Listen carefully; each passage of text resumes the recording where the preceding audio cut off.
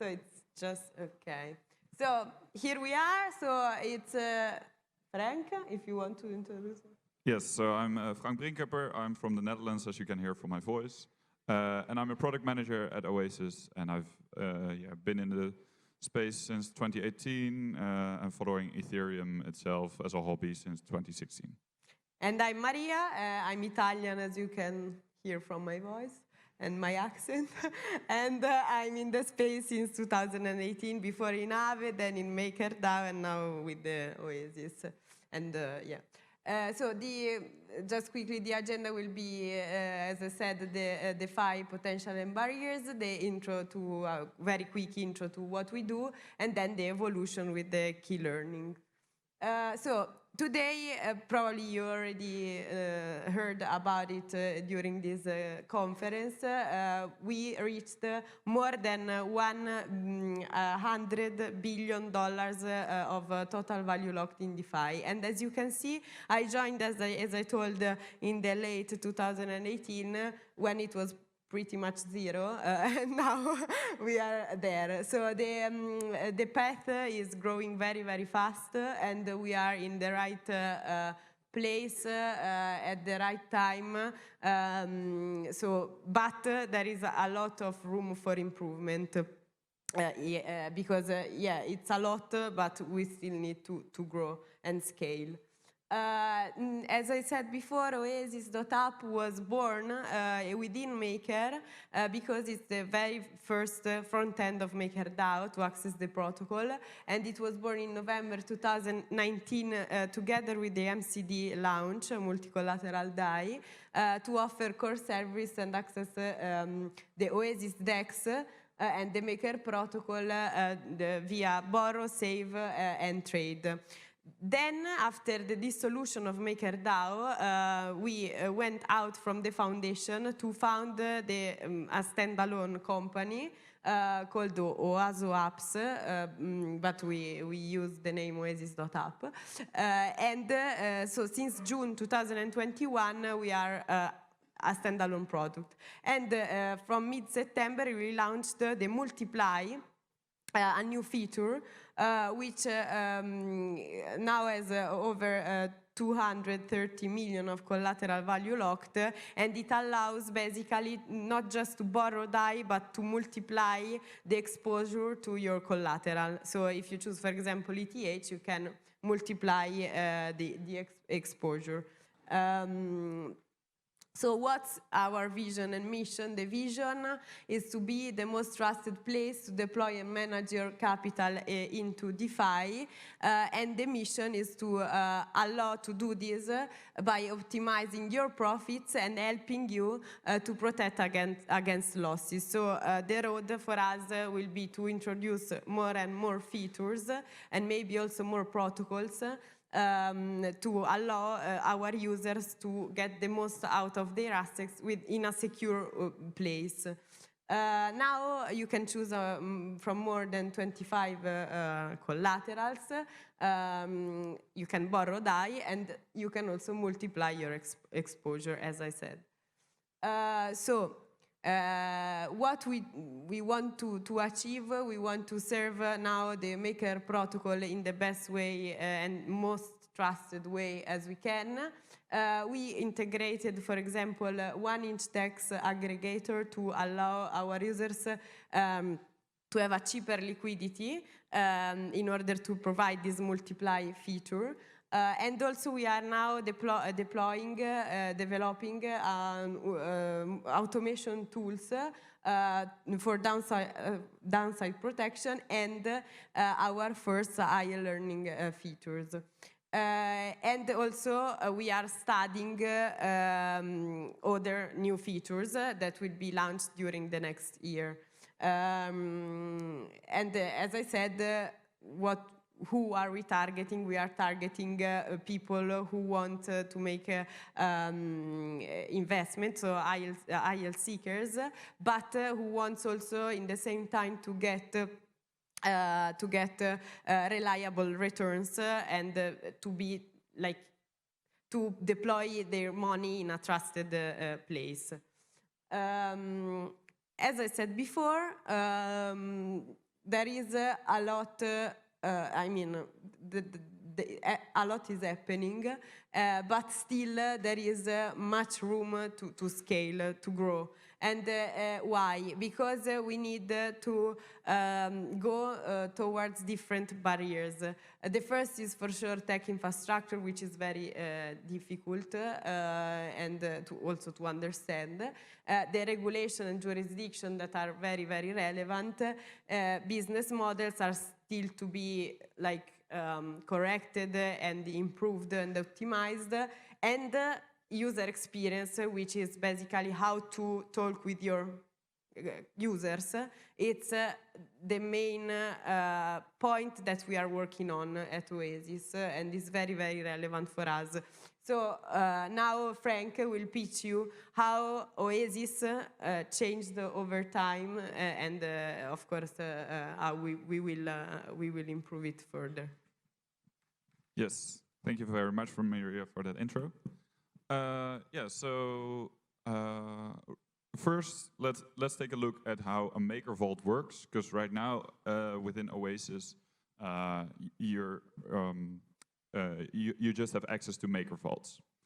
There are conceptually there are just 4 actions. You have the deposit action where you deposit collateral, then you can generate DAI against it. So when you deposit, for example, $30,000 worth of collateral, you can generate, for example, 18,500 DAI. And when you want to receive your collateral back, you can pay back and then withdraw. So 4 like basic transactions or actions. But the first version of the portal, and this wasn't called Oasis, it was called the DAI dashboard. This was for single collateral DAI.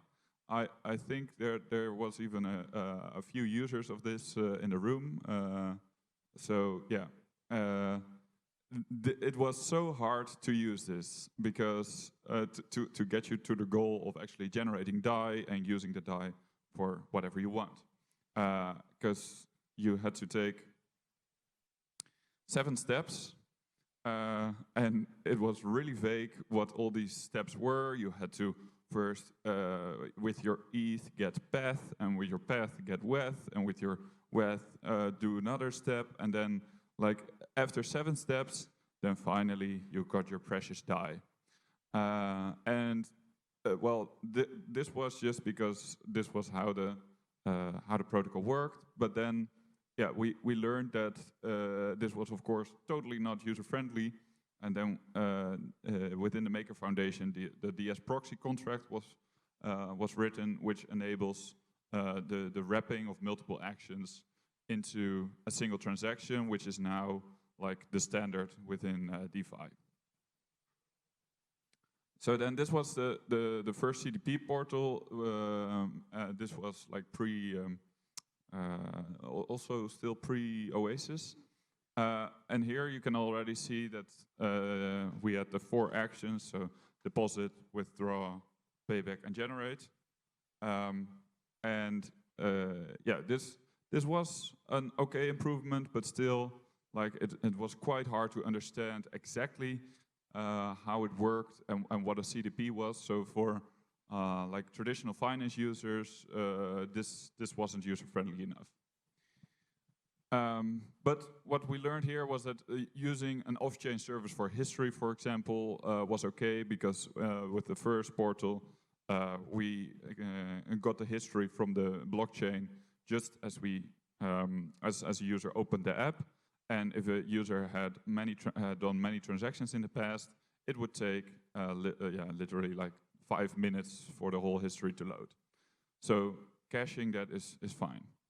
And also showing only information that is relevant to the user and emphasize the important information. Yeah, we learned that, but still we knew that we could improve. So this is how Oasis.app looked when we just launched the new company. And yeah, what we focused on was, okay, what are the most important numbers that a user needs to know? They want to know their liquidation price. So when can my collateral actually be gotten out of my vault? What's my risk? And my collateralization ratio to give me an idea of that liquidation price, just in another number, but a number which I can act on. Like if I always want to be at 250%, I know that right now I would need to deposit or pay back some DAI. But still, we know that we can improve on this, because what even is a collateralization ratio? I think like many people don't know that, who don't know how DAI works. But yeah, what we learned here is that the DeFi protocols are just the enablers of what a user wants, and you actually want to help the user get their job done. So what you have to think about, okay, what's the job of the user? And their job is not open a maker vault, but their job is I want to have some extra money from my collateral to use to buy even more collateral, for example. So that's why we introduced a multiply. I don't know if this is going to work. No, okay, this video is not going to work, or can I click on it? Okay, it doesn't really matter. But in this interface, the resolution is really poor, but that doesn't matter. You input the amount of ETH, for example, and then you have a slider where you can slide your risk level. Oh. Thanks. But first, an advertisement for Wix.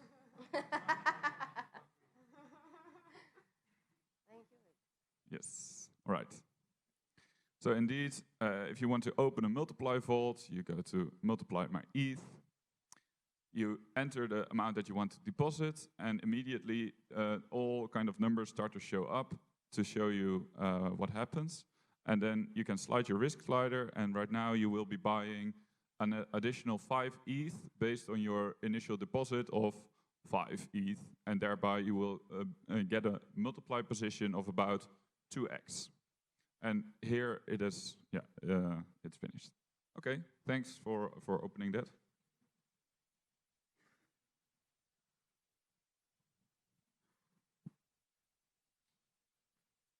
Yes, so indeed, like the users like the DeFi Lego, but the UI Lego is a pain. So you don't want to start on Oasis, then to generate some DAI, then go to an exchange to buy some extra ETH, then deposit that ETH back into your vault on Oasis and generate some more DAI. You want all of that in one single place. So that's why we're building these experiences. So how do we actually internally do this process? Well, we've got multiple things that impact our hypotheses. So we've got feedback on the live product, on our Discord. We do active user interviews. Maybe some of you have already been interviewed by our user researchers. And we think about the jobs to be done, and they feed into our, and also our analytics. They feed into the hypotheses. So, for example, by adding a simulation of the to-be-sent transaction, we will increase onboarding of new users by 10%. And then when we actually build that feature, we look at the impact, and if the hypothesis holds, then we keep the feature. If not, then we think about, okay, maybe the hypothesis was wrong, or maybe the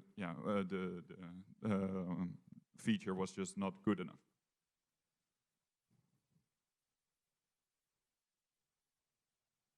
Okay, yeah, here I wrote the process again. So from these hypotheses, we go to design a new feature. We do some user testing with it. If it's not good enough, we design again. And if we think, well, the the design doesn't, the hypothesis doesn't make sense, then we go back to the hypothesis. And from the user testing, we go into implementation if the users love it.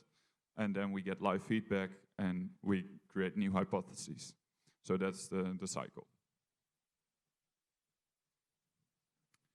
So yeah, the main takeaways are that we need better UX to really make an impact with UI, with DeFi. Because yeah, right now your grandmother can't use DeFi, and we want your grandmother to be able to use DeFi in the future. And you need a multi-skilled team to provide a great UX, because it's not just a fancy UI with nice graphics, but you need like the whole spectrum of skill sets to each provide their own perspective and to get the perfect UX. And it's really about getting the job done, and not about providing fancy features. And obviously, in a delightful way, in an app that you trust, because you also wouldn't use a website that crashes all the time. Yeah, so that's it. Thank you very much.